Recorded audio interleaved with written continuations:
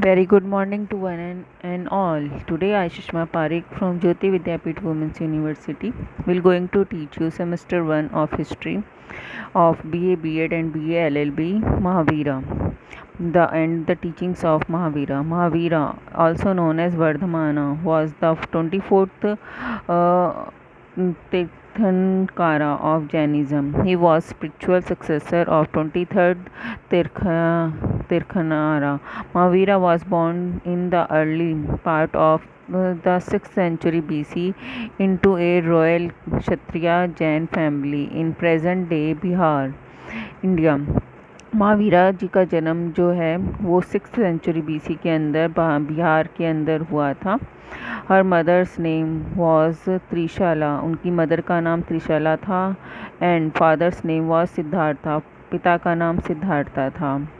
They were lay devotees of Paraswanath Mahavira, abandoned all worldly possessions at the age of about 30 and left home in pursuit of spiritual awakening. उन्होंने 30 साल की उम्र में ही घर छोड़ दिया था और स्पिरिचुअल अवेकनिंग जो आध्यात्मिक जागरूकता के लिए वो घर से निकल गए थे।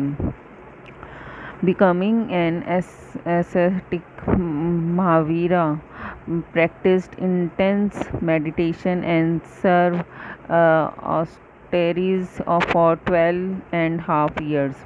इन्होंने जो मेडिटेशन को फॉलो करवाया और सर्व किया, लोगों को की सेवाएं करी। He preached 30 years and attain moksha. उन्होंने 30 साल तक ये मेडिटेशन और मोक्ष को प्राप्त करने के लिए स्पिरिचुअल वैल्यूज़ रखी और उन्होंने मोक्ष को प्राप्त किया। जो Mahavira taught that observance of the vow of ahimsa, non violence, satya, truth, asteya, non stealing, brahmacharya, chastity and aparigraha, non attachment are necessary for spiritual liberation. ये जो हैं वो स्पिरिचुअल लिबरेशन के लिए बहुत ज़रूरी हैं। He taught the principle of anekavada, many sided reality.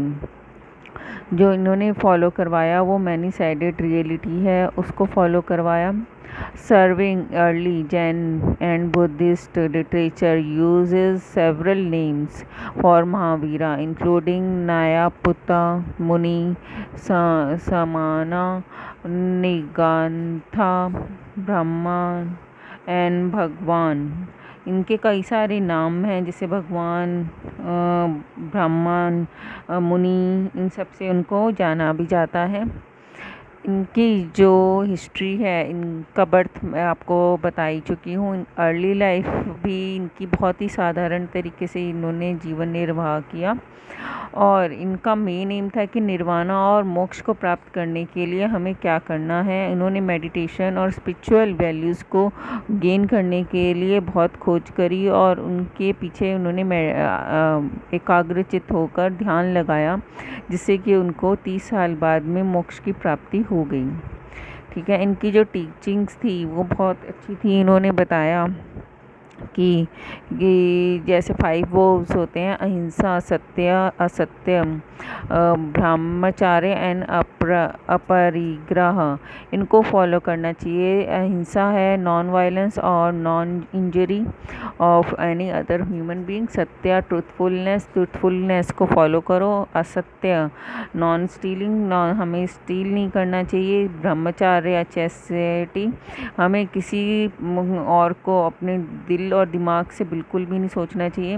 परिग्रह नॉन अटैचमेंट, हमें नॉन अटैच किसी भी वस्तु से हमें अटैच नहीं होना चाहिए, ना ही किसी ह्यूमन बीइंग से, ना ही किसी वस्तु से। इनके अकॉर्डिंग जो सोल है वो परम है।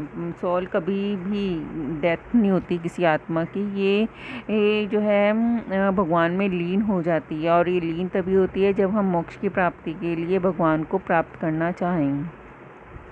इसलिए इनके अंदर था कि कोई भी जेंडर से इंटरलिंक कोई भी डिस्क्रिमिनेशन नहीं होना चाहिए।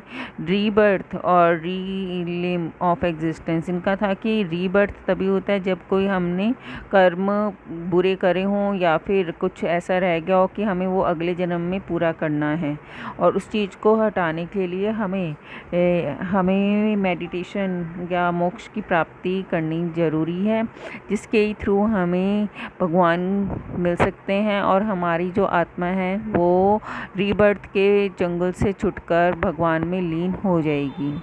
ठीक है, इसके साथ ही मैं आपका ये टॉपिक महावीरा का आज का समाप्त करती हूँ। उम्मीद करती हूँ कि आपको ये समझ में आया होगा। कल नए वीडियो के साथ में नेक्स्ट टॉपिक में प्रेजेंट होंगे। तब तक के लिए study hard, stay safe at home.